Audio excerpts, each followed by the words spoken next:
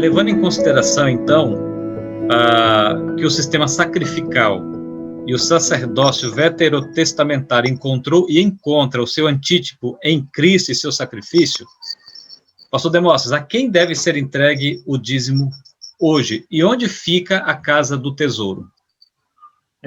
Essa é uma excelente pergunta, porque você vai fazer a transposição do princípio do dízimo.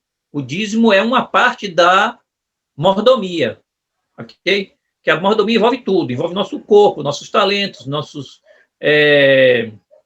digamos assim, nosso tempo e nossos bens.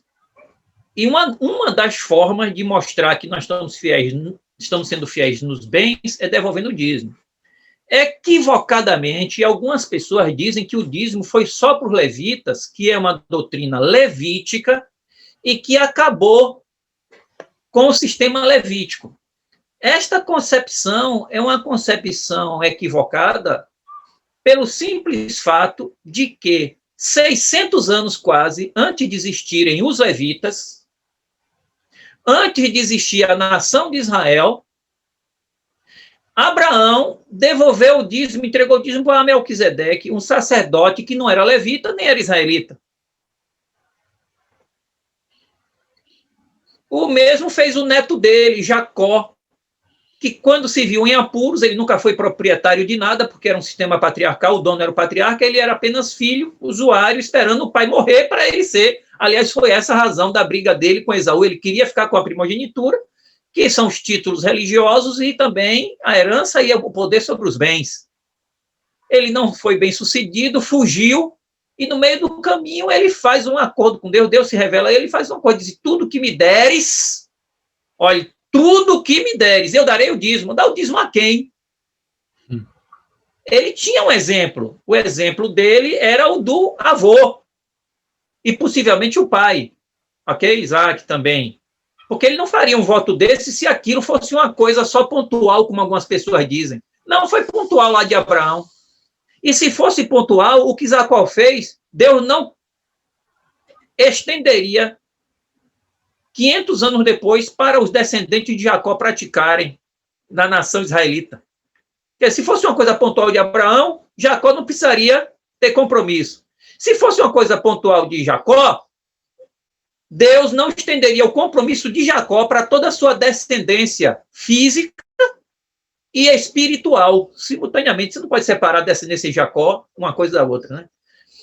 Então, a questão é, a quem deve ser dados os dízimos? A todo ministério de dedicação exclusiva, que faça o trabalho do evangelho. Agora, mas de que maneira devo fazer isso? Deve dar para os pastores? Na Bíblia não acontece assim.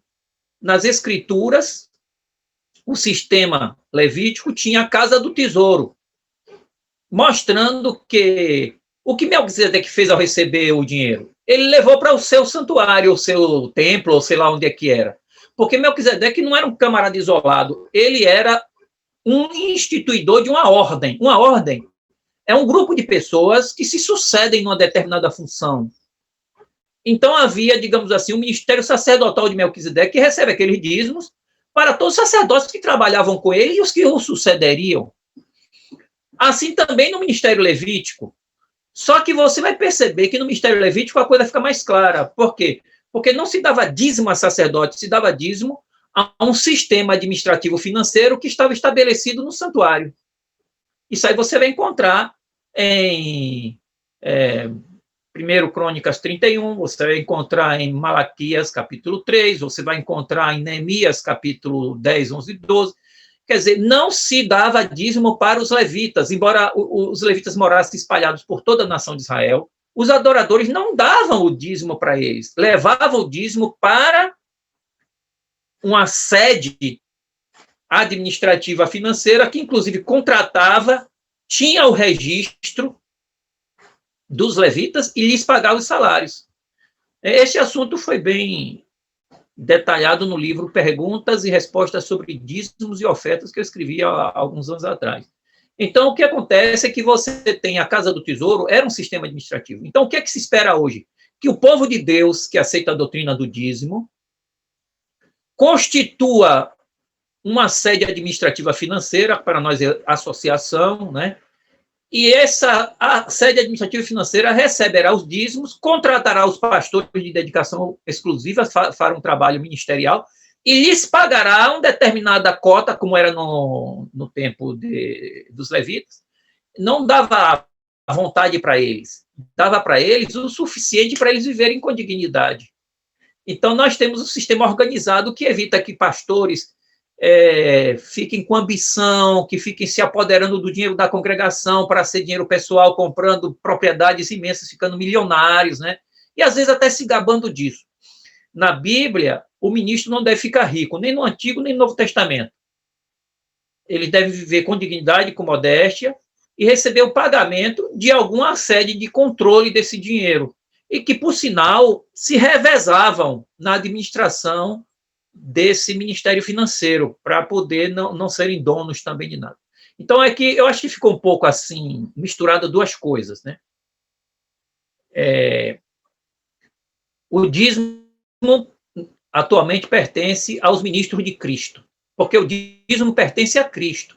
Melquisedeque era símbolo de Jesus. Quando deu o dízimo a Melquisedeque, o dízimo foi dado para o Senhor Jesus. É isso que diz Hebreus 7, verso 8. Porque o dízimo é dado hoje, dizia o autor da Epístola aos Hebreus. Há homens que vivem, que morrem, mas lá foi dado o dízimo àquele que dá testemunho que vive. Ora, Melquisedeque era um simples símbolo, representante de Cristo. O que vive mesmo é Cristo. Jesus é o dono do dízimo no Antigo e Novo Testamento. Ele deu para Melquisedeque, na época de Melquisedeque, ele deu para os levitas no tempo dos levitas, e ele deu para os seus ministros no tempo do Novo Testamento para fazerem o trabalho do evangelho. E como é que se administra isso? Através de um sistema centralizado, que é para os ministros não ficarem pegando dinheiro dos irmãos e com ambição e colocando em seu nome. Não, vai pertencer à comunidade, vai pertencer à igreja, enquanto comunidade, associação, e esta vai usar esse dinheiro para contratar o maior número possível de pastores e pregar o evangelho, porque esses são os sacerdotes de Cristo até que Cristo volte para buscar a sua igreja, entendeu? O sistema foi útil no passado e continua sendo útil, mesmo porque não existe uma única passagem na Bíblia de abolição do dízimo. Porque as que já me apresentaram nem falam do dízimo. Mas as pessoas estão tão dispostas a negar o que Deus determinou que encontram na Bíblia o que a Bíblia nunca apresentou. Então, eu só quero dizer que este é o destino e a forma de administrar o dízimo, a casa do tesouro e o ministro de Cristo.